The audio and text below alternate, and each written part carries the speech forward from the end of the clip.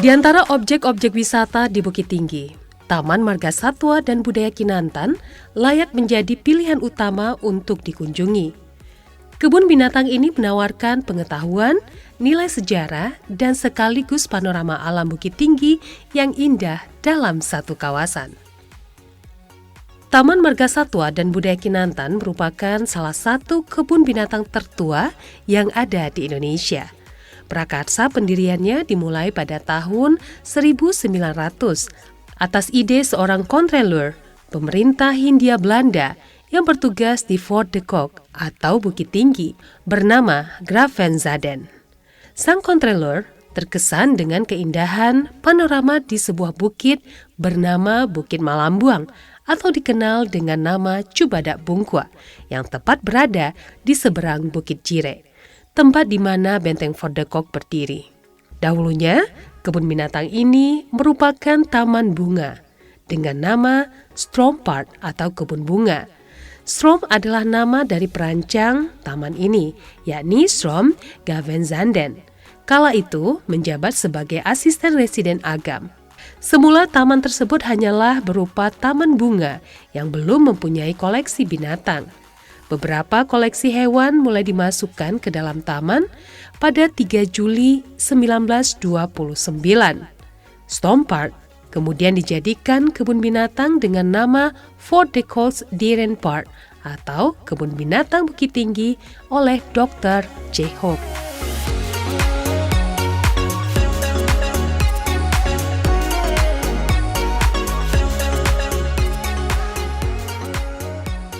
Sejarah singkat TMSBK berawal dari keinginan Belanda untuk menjadikan Bukit Malambuang ini menjadi taman bunga pada tahun 1900. Inspirasi dari De Kock. Selanjutnya pada tahun 1956, pemerintah kota Bukit Tinggi atas nama pemerintah Indonesia menjadikan ini sebagai Taman Marga Satwa yang judul awalnya Taman Putih Bungsu. Selanjutnya pada tahun 78 berubah nama lagi menjadi Taman Bundokandung, dan pada tahun 2001 berubah lagi namanya menjadi Taman Marga Satwa Budaya Kinantan sampai sekarang. Jumlah satwa yang sampai saat ini kita pelihara kurang lebih sekitaran 380 ekor yang terdiri dari beberapa spesies antara lain karnivora, herbivora, fish, ikan, dan burung apes. Untuk memanjakan pengunjung, kita menyediakan fasilitas antara lain taman aviari, di mana taman aviari itu siapnya di tahun 2019 sebelum pandemi, sampai pandemi. Itu salah satu ikon yang terbarukan saat ini. Termasuk juga yang di sebelah kita ada skywalk di benteng, dilanjut dengan pembangunan kandang satwa karnivora, yaitu kandang kaca harimau, kandang reptil, buaya, dan yang akan datang akan dilanjutkan dengan kandang herbivora dan reptil lainnya yang masih dalam tahap perencanaan. Alhamdulillah dengan adanya perbaikan dan perubahan-perubahan munculan di objek, kita bisa melihat grafik perubahan kunjungan secara signifikan. Perubahan yang paling menonjol pada tahun 2021. Hampir 200% kenaikan nilai kunjungan dari tahun sebelumnya. Untuk PAD Kota Bukit Tinggi berbayar, Taman Marga Satwa dan Budaya Kinantan memberi kontribusi sekitar 24 miliar di tahun 2022 kemarin. Kita di TMSBK melaksanakan pekerjaan melalui dua sistem, yaitu yang diangkat dari Pemda Kota Bukit Tinggi dan outsourcing. Untuk outsourcing kita pergunakan jasa kebersihan dan jasa keamanan. Dengan jumlah keseluruhan kurang lebih 70 personil yang kita libatkan untuk penanganan TMSBK di saat ini. Saat ini head keeper berjumlah sekitar 12 orang, ditambah head satu orang. Dokter hewannya sekarang ada 2 orang, ditambah paramedis 1 orang, dan kurator ada 1 orang, dan tenaga administrasi sekitar 10 orang lebih. Dibantu dengan petugas loket untuk jasa karcis. Kita di sini saat ini memakai Perda nomor 21 tahun 2020 sekitar untuk dewasa 25.000, untuk anak-anak 20.000, dan untuk mancanegara 40.000 person. Kabid Daya Tarik Wisata Kawasan Konservasi TMSBK Rinaldi menjelaskan, usia Taman Marga Satwa dan Budaya Kinantan telah berumur 1 abad lebih. Sungguh menjadi sebuah perjalanan panjang yang syarat dengan nilai sejarah.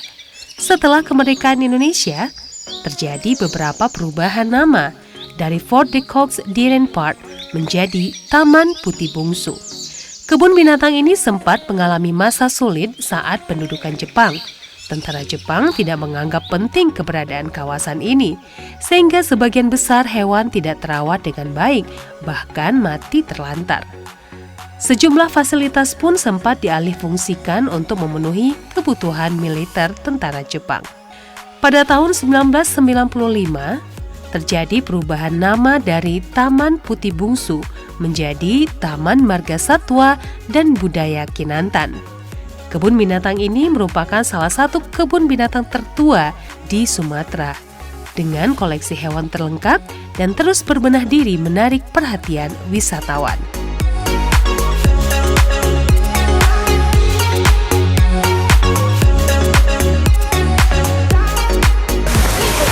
Saat ini kita berada di kandang apiari, kandang satwa burung terbesar di Asia Tenggara, yang pembangunannya siap pada tahun 2020.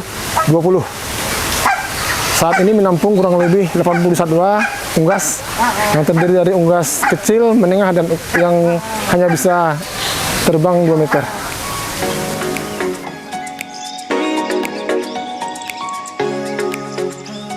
Wahana rumah berbagai unggas atau aviari yang berada di kawasan Taman Marga Satwa Bukit Tinggi menjadi salah satu primadona. Kinantan Bird Park berada di atas tanah seluas 2.500 meter persegi. Terdiri dari 2 bentuk bangunan, di mana bangunan utama berbentuk kubah atau dom yang diisi dengan jenis burung yang dapat hidup berkelompok namun tidak membahayakan bagi pengunjung. Sedangkan bangunan lain berbentuk kandang dengan dimensi yang lebih luas dengan jenis burung yang memiliki paruh. Aviari ini diresmikan pada tahun 2020 lalu.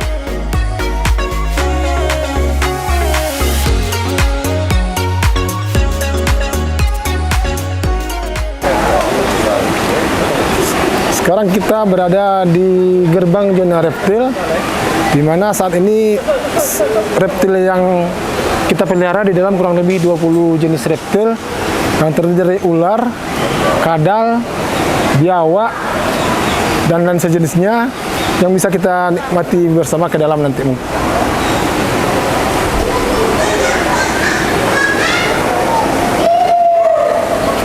Bangunan zona reptil yang terhubung dengan zona aviari terdiri dari ruangan indoor dan outdoor. Pada bangunan indoor, terdapat 23 ruangan yang didominasi dengan kaca yang ditata menyerupai habitat satwa, dengan memperhatikan suhu serta enrichment atau pengayaan yang dibutuhkan oleh 13 jenis ular dan 10 jenis kadal yang menempati ruangan tersebut.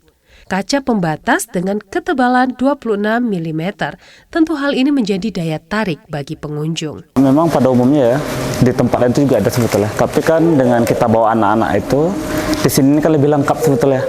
Yang kita lihat itu ada ularnya, ada harimaunya, ada singa.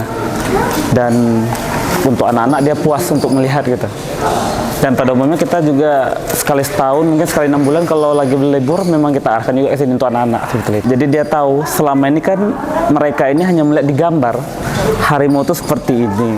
Jadi kan kalau melihat langsung kan itu pasti akan hal yang berbeda bagi mereka gitu. Palingan ya kalau kita lihat palingan yang di benak itu mungkin dari segi inilah lagi ya.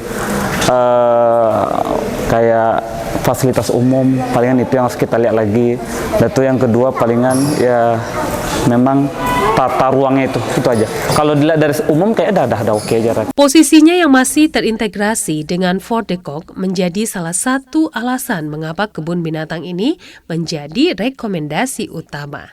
Sekarang kita berada di atas jembatan Limpapeh yang dibuat tahun 1992. Jembatan ini sebagai penghubung antara Taman Marga Satwa Budaya Kinantan dan Benteng Fort de Kock. Benteng Fort de Kock merupakan peninggalan kolonial Belanda terletak di atas Bukit Jireh dengan ketinggian 958 di atas permukaan laut. Dibangun 1826 oleh John Hendrik Conrad Boer. Benteng ini menjadi bagian destinasi utama yang terhubung dengan Taman Marga Satwa dan Budaya Kinantan, sehingga tak luput dari revitalisasi dan berbagai inovasi, salah satunya dengan pembangunan skywalk di area ini. Dari atas bukit ini, pengunjung dapat mengamati bentangan alam di sekeliling yang bergelombang, mulai dari pemandangan Gunung Singgalang, Gunung Sago, Gunung Marapi, hingga Ngarai Sianok tersaji di sekitar bukit ini. Ini salah satu terobosan dari Pemda Kota Bukit Tinggi untuk bagaimana pariwisata Bukit Tinggi lebih banyak diminati. Skywalk ini berada di lokasi Taman Marga Satwa Budaya Kinantan, tepatnya di Benteng Pordekok. Di sini para wisatawan bisa menikmati keindahan Kota Bukit Tinggi sampai melihat pemandangan view sebelah barat Kota Bukit Tinggi. Bisa kita lihat utara Benteng Pordekok. Pokoknya di sini happy ending lah. Kita bisa menikmati bagaimana udara yang sejuk, rimbun pepohonan. Pokoknya oke lah kalau untuk para instagramable bersolpiria di sini. Sesuatu hal yang menarik pemirsa untuk menikmati keindahan benteng dengan objek yang sangat menarik ini. Bagaimana pengunjung begitu bahagianya dengan kebahagiaan mereka di objek ini. Diharapkan dengan adanya skywalk ini, jumlah kunjungan ke Taman Marga Satwa Budaya Kinantan dapat meningkat dari tahun sebelumnya bagi para pengunjung yang akan menikmati keindahan Kota Bukit Tinggi. Untuk kelancaran operasional Taman Marga Satwa dan Budaya Kinantan tak luput dari kerjasama mereka yang terlibat langsung di dalamnya, seperti gatekeeper, petugas kebersihan, keamanan yang penuh dedikasi.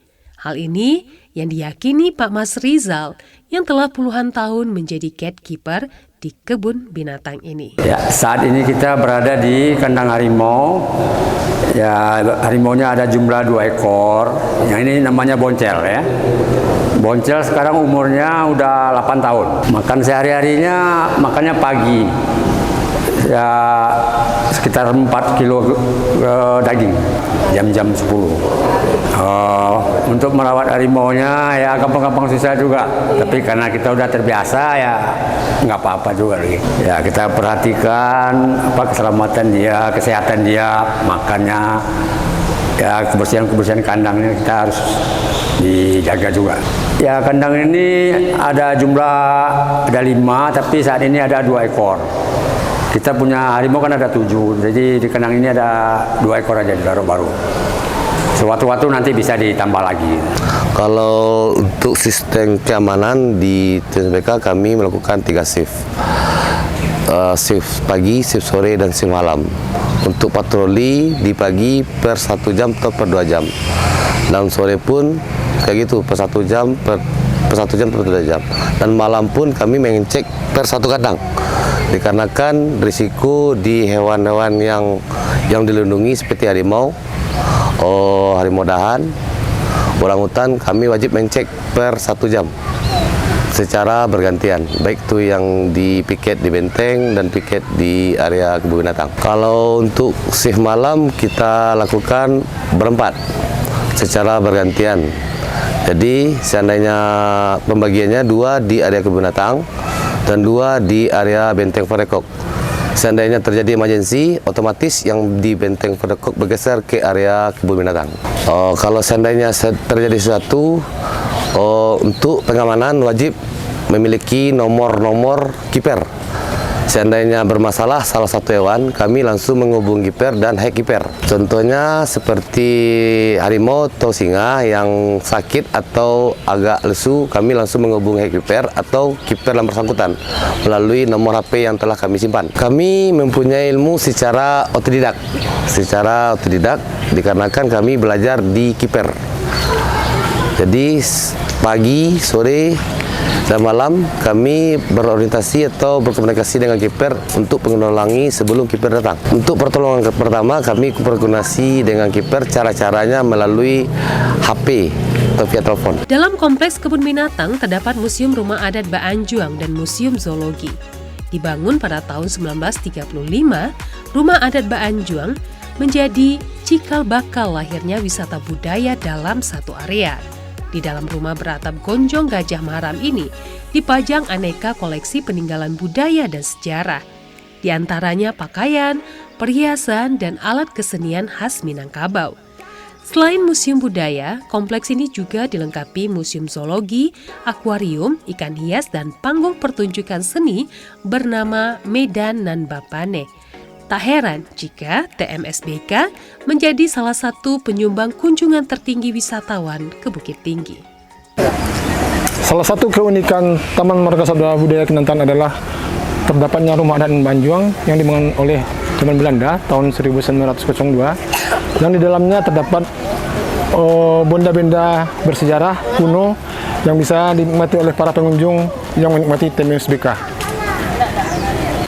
Sejatinya sebuah sejarah dapat ditelusuri melalui jejak peninggalannya, baik bangunan, prasasti, ataupun karya lainnya.